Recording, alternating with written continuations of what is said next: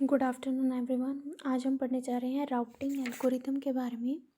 One of the important function of network layer is routing the packets from the source machine to destination machine. ठीक है, network layer का सबसे important function क्या होता है? Data को, ठीक है, डाटा को, पैकेट्स को राउट करना सोर्स मशीन से, मतलब उनको डेस्टिनेशन मशीन तक पहुंचाना। ठीक है, to perform this routing network layer define several different algorithms. इसके लिए बहुत से डिफरेंट एल्गोरिथम्स हैं राउटिंग परफॉर्म करने के लिए। ठीक है, this routing algorithm play a vital role in network and are use to define route from for packets. ठीक है, रूट बताते कि पैकेट ने इस पॉइंट से इस नोड तक जाना, फिर इस नोड से इस नोड, तो ये पूरा रूट बताते हैं। ठीक है, a routing algorithm is a part of network layer software that decide to which output line and incoming packet should be transmitted. routing algorithm क्या बताते हैं कि किस आउटपुट लाइन पे जाना है, ठीक है, फिर किस आउटपुट लाइन पे जाना है, तो ये पूरा रूट बताते हैं। If the subnet uses a datagram approach, अगर सबनेट में डाटाग्राम अप्रोच है, then the choice of route has to be made for each incoming packet. अगर डाटाग्राम अप्रोच यूज़ कर रहे हैं, फिर हर एक पैकेट के लिए हमें रूट बनाना पड़ेगा।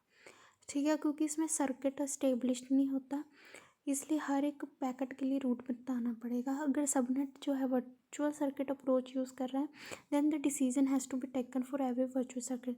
फिर एक वर्चुअल सर्किट के लिए एक रूट बनेगा। लेकिन अगर डाटाग्राम अप्रोच यूज़ कर रहे हैं, तो हर एक पैकेट के लिए एक रूट डिसाइड करना पड़ेगा। This route exist till the virtual circuit is live on the network. ये रूट तब तक रहेगा जब तक वर्चुअल सर्किट रहेगा। और routing algorithm should possess some desirable properties. क्या क्या प्रॉपर्टीज़ होती हैं इसकी? कि ये करेक्ट होना चाहिए, ठीक है, सिंपल होना चाहिए, स्टेबल होना चाहिए। स्टेबल मतलब कि रहना चाहिए, टिकना चाहिए सारे सर्कमस्टांसिस, मतलब कैसी भी सर्कमस्टांसिस आ जाएं, ये टिका रहना चाहिए। फेयरनेस, ठीक है, हर एक को फेयर चांस मिलना चाहिए अपने डाटा को ट्रांसमिट करने का। ठीक है, जैसे अब फर्स्ट कम फर्स्ट सर्व करें तो हर एक को चांस मिलेगा। ठीक है, जो भी पहले आएगा उसे पहले चांस मिलेगा डाटा ट्रांसमिट करने को। Robustness, once a data network become operational it may be expected to run continuously, मतलब इसमें फेलियर्स कम आने चाहिए। रोबोस्टनेस का मतलब ये होता है इसमें फेलियर कम आने चाहिए। ऑप्टिमैलिटी मतलब ऑप्टिमल होना चाहिए कि मिनिमम, ठीक है, डाटा हमें ट्रांसमिट हम ज़्यादा करें और हमारी जो बैंडविड्थ है वो कम लगे, इस हिसाब से हमने ऑप्टिमल रखना है इसको। ठीक है, थ्रूपुट ज़्यादा हो हमारी, और मिनिमाइजिंग मीन पैकेट डिलेज, और डिलेज ज़्यादा ना हो। ठीक है, मतलब टाइम पे पहुँचे, ऑप्टिमल हो, एफिशिएंसी हमारी ज़्यादा हो। ठीक है, टाइप्स कौन सी होती है राउटिंग एल्गोरिथम की? एक होती है नॉन अडेप्टिव, अगर हम वर्किंग के बेस में कहें, एक होती है नॉन अडेप्टिव, एक होती है अडेप्टिव। नॉन अडेप्टिव क्या होती है? Routing decisions are based on the measurement of estimation. ये क्या है? इसमें जो है नॉन अडेप्टिव, इसमें क्या है, ये फिक्स्ड होती है। ठीक है, ये अडेप्टिव नहीं होती। जैसे अगर हमारा ट्रैफिक ज़्यादा है तो हम रूट डिफरेंट ले लें, ठीक है, ऐसा नहीं है। ये जो राउटिंग डिसीजंस बनाती है, ये ट्रैफिक को मेजर करके नहीं बनाती, ये फिक्स्ड होती है। The route from for particular source to destination is calculated in advance and is downloaded to routers. ठीक है, इसे एडवांस में हम कैलकुलेट कर लेते हैं, फिर उसको बाद में राउटर्स पर डाउनलोड कर देते हैं जब हम नेटवर्क को चलाते हैं। ये स्टैटिक होती है, फिक्स्ड होती है, ये जल्दी चेंज नहीं करते हम। ये नॉन अडेप्टिव होती है और स्टैटिक होती है। ठीक है, जो अडेप्टिव होती है वो जो होती है वो स्टैटिक नहीं होती है, वो डायनामिक होती है। ये जो अपने डिसीजंस है, ये ट्रैफिक को देख के बनाते हैं कि ट्रैफिक कौन सी, हमने कौन सी टोपोलॉजी यूज़ करें, उस बेस पे अपने रूट्स जो हैं बाद में चेंज भी कर सकते हैं। ठीक है, the adaptive algorithm continuously update their information, ये अपनी इन्फॉर्मेशन कॉन्टीन्यूसली अपडेट करते रहते हैं कि हाँ जी अब ट्रैफिक ज़्यादा आ गया, अब रूट दूसरा ले लेते हैं। And base their routing decisions on the current state, ये अपने राउटिंग डिसीजन जो है करंट स्टेट पे बनाते हैं। These algorithm can get their information locally, इन्हें सारी इन्फॉर्मेशन लोकली मिल जाती है फ्रॉम द एडजेसेंट राउटर्स, जो साथ वाले राउटर्स हैं उनके थ्रू इसको इन्फॉर्मेशन सारी मिल जाती है। These algorithm can change their routes after specific time, ये अपना रूट्स चेंज कर सकते हैं, और when the load of network changes और when the topology of network changes. अगर लोड चेंज हो गया, नेटवर्क ज़्यादा ट्रैफिक ज़्यादा आ गया या टोपोलॉजी हमने चेंज कर दी तो हम अपने रूट्स भी चेंज कर सकते हैं। Adaptive algorithm also differs from another depending on the method chosen for optimization of network. Because of this dynamic nature, these algorithms are called dynamic routing algorithms. ठीक है, इन्हें डायनामिक राउटिंग एल्गोरिथम कहते हैं। अब classification on the basis of transmission technique. Transmission technique के basis पर classification करनी है तो फर्स्ट आते हैं unicast routing algorithm. In unicast routing algorithm packet send from one sender are received by only one receiver. ठीक है, जो सेंडर पैकेट सेंड करता है वो ही रिसीवर रिसीव करता है। This means the communication is one to one communication होता है इसमें। These algorithm are designed in such way that they can route the packets to only one destination. मतलब ये एक ही डेस्टिनेशन को भेज सकता है। ठीक है, यूनिकास्ट एक ही डेस्टिनेशन को भेज सकता है। मल्टीकास्ट जो होता है वो packet send by sender are received, इसमें ग्रुप ऑफ रिसीवर्स हो सकते हैं। ठीक है, एक सेंडर जो है मल्टीपल बंदों को भेज सकता है, इसीलिए इसको मल्टीकास्ट कहा गया है।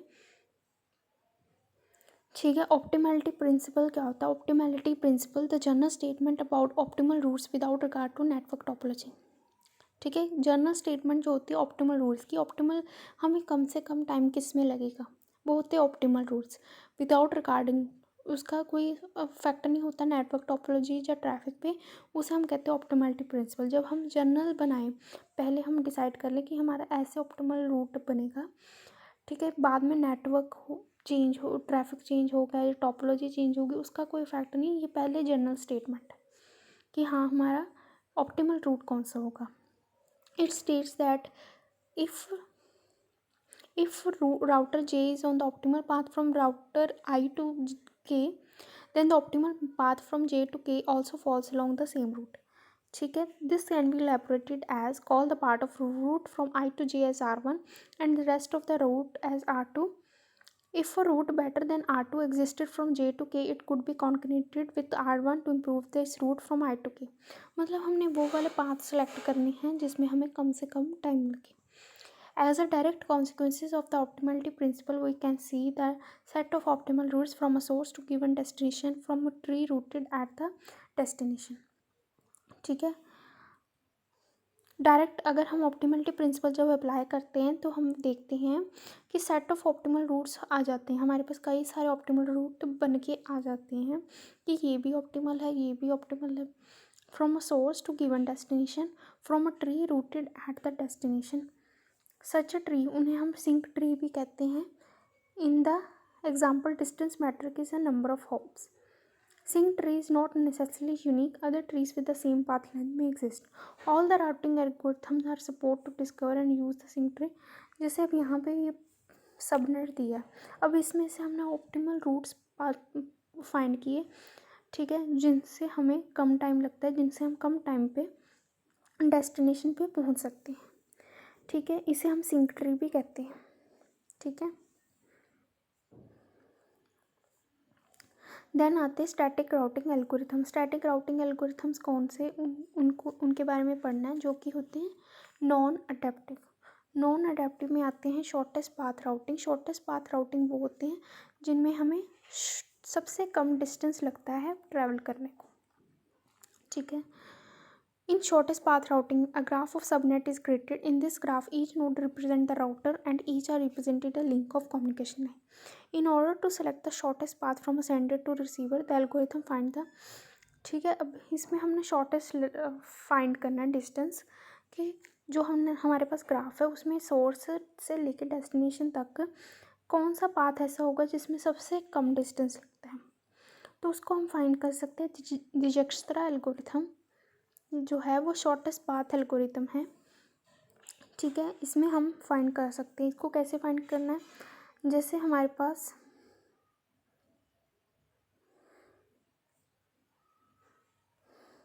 ये ग्राफ कोई भी दिया हो, ठीक है, तो हमने सबसे पहले जो सोर्स है उससे हमने शॉर्टेस्ट डिस्टेंस फाइंड करना है। ठीक है, जैसे यहाँ पे दिया था पहली नोड है हमारी 0, तो हमने देखना है कि 0 to 1 कितना टाइम लगता है और 0 to 7 कितना टाइम लगता है। ठीक है, 0 to 1 लगेगा 4 टाइम पे और 0 to 7 लगेगा 8 पे।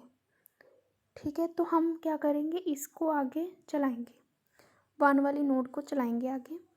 तो हम इसको लेंगे क्योंकि इसको हमें कम टाइम लगता है, 4 लगते हैं यूनिट्स, इसको हमें 8 यूनिट्स लगते हैं। हम इसको आगे चलाएंगे। अब 4 जो है आगे किसकी तरफ जाता है, नोड 2 की तरफ, नोड 2 की तरफ जाता है और कितना यूनिट्स लगते हैं, 12। और हमारे पास कोई पाथ भी नहीं है तो हमें इसे लेना ही पड़ेगा। ठीक है, तो हम अगर लेंगे, ठीक है, तो कितना टाइम मतलब हो जाएगा, 4 + 12 कितना हो गया, 16। लेकिन इधर लग रहे थे हमें 8 यूनिट्स। तो हम क्या करेंगे, इसको आगे इसको लेंगे। ठीक है, इसको भी आगे मूव करेंगे तो कि हम देख सकें मिनिमम टाइम किस में, मिनिमम डिस्टेंस किस में लगता है। तो हम इसको भी लेंगे, इसको भी लेंगे। देन हम 4 + 12 था 16।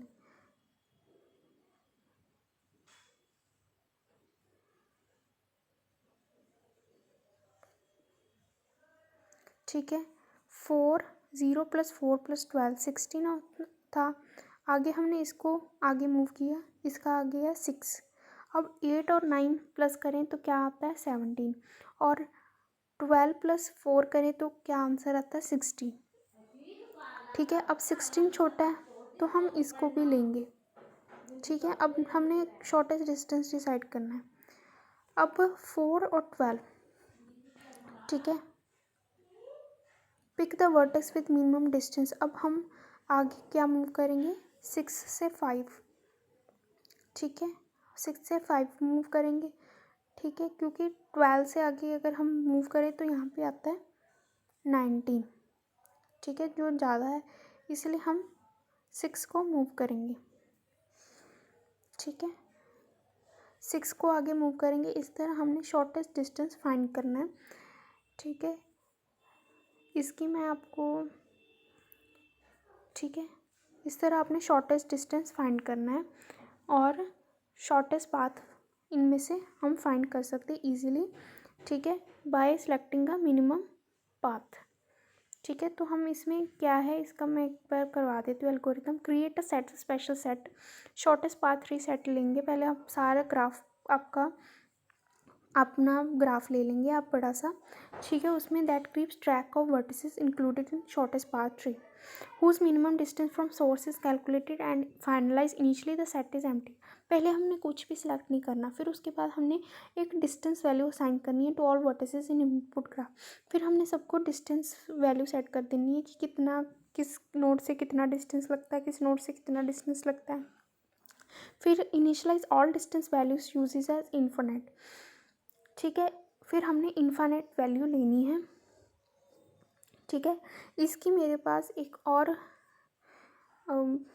वीडियो है डिजक्स्ट्रा एल्गोरिथम की, वो मैं आपको सेंड कर दूँगी। ठीक है, उसमें आपको इजीली आपको प्रोवाइडेड होगी डिजक्स्ट्रा एल्गोरिथम। ठीक है, ओके, थैंक यू। आज के लिए इतना ही, बाकी हम कल करेंगे।